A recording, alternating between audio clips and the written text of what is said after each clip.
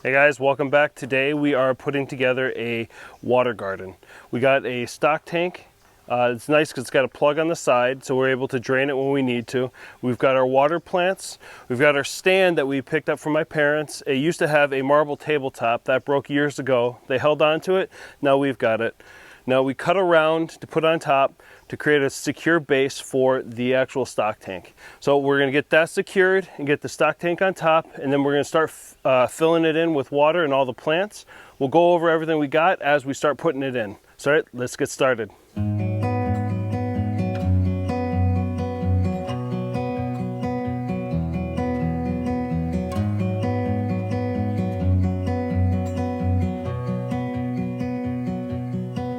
With the rocks that we've dug up while we've been planting everything around the yard. Now we're going to rinse these off and put them in.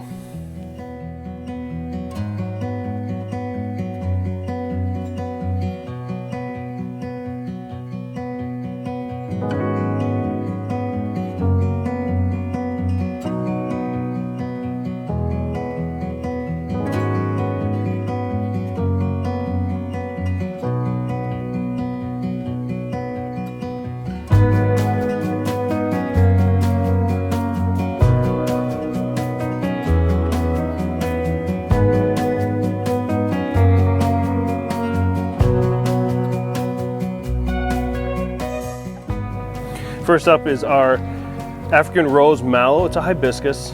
It is going to be kept near the water surface. Once we get all the plants in, we'll finish filling it the rest of the way up.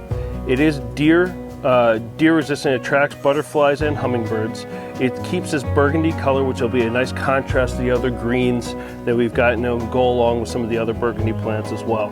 Now it will grow up to 36 to 48 inches, so we're keeping it in the back. Next up is a Japanese iris. It gets about 30 to 36 inches tall. It blooms in early to midsummer, so we're past that time. But it will keep this green and white foliage, and when it does bloom, it blooms these purple flowers. It does say that it needs to be divided every 3 or 4 years in late summer, because it will get to be much larger than this.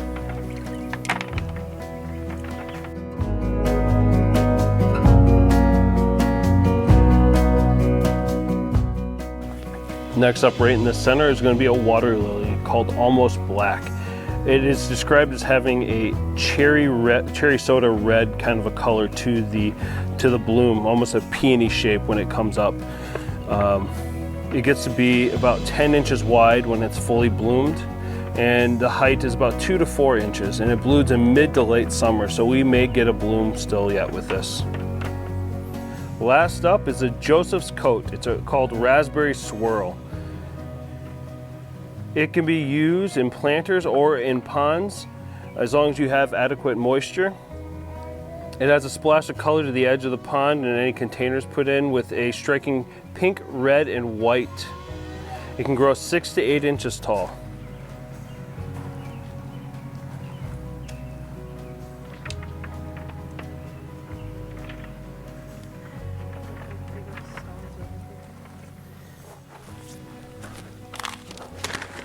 So we're topping it off. Now we're going to be putting in pond tablets. We're going to be pushing these directly into the soil about an inch or so deep. And for some of it, we're going to be putting directly into the water.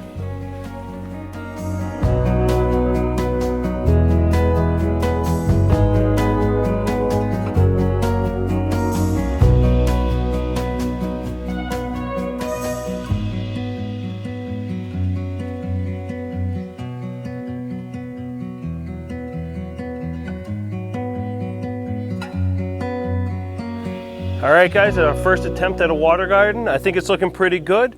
We'll keep you updated on how it performs throughout the season. Thanks for watching, and we'll see you soon.